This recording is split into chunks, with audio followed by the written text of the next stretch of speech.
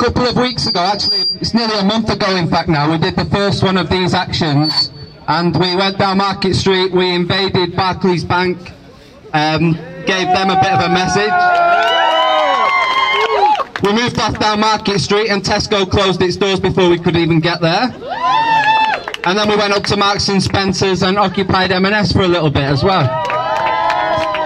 I just want to say something about the nature of these protests. I think what we've shown in the last few weeks is a real potential. I mean, this isn't the kind, when we're talking about a boycott action today, this isn't the kind of protest where we just march from one place to another and listen to an agreed list of speakers. You know, this is democracy in action. This is people actually forging a new kind of protest, and I think that's something we need to do.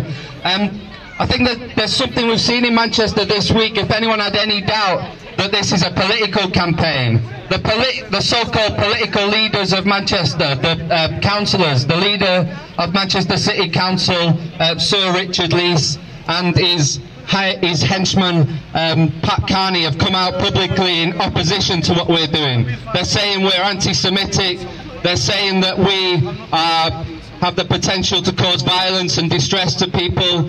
But these people haven't been down, they haven't seen the peaceful and democratic nature of our protests. They single out an idea, you know, they single out the idea of Israel, the Zionist idea, and they say they equate Zionism with Judaism. But as the speakers have already said, you know, we are not anti-Semitic, we are not anti-Jewish, we're anti-Zionist and anti-racist. So just something to kind of think about when we're walking down Market Street. I mean, people have spoke rightly about Kedem and the role that it's playing in the occupation of Palestine. Kedem is obviously a Zionist and Israeli company. But companies on Market Street like Barclays Bank, Tesco and Marks and Spencer's, these are not Israeli companies. But these companies are symbolic of British political and economic support for Israel.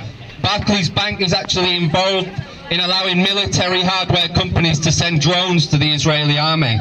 Tesco is, although it said this week that it's going to stop selling some settlement goods, Tesco is still selling Israeli goods, and we want a total boycott from Tesco. Marks and Spencer's, which is one of the companies which we will target.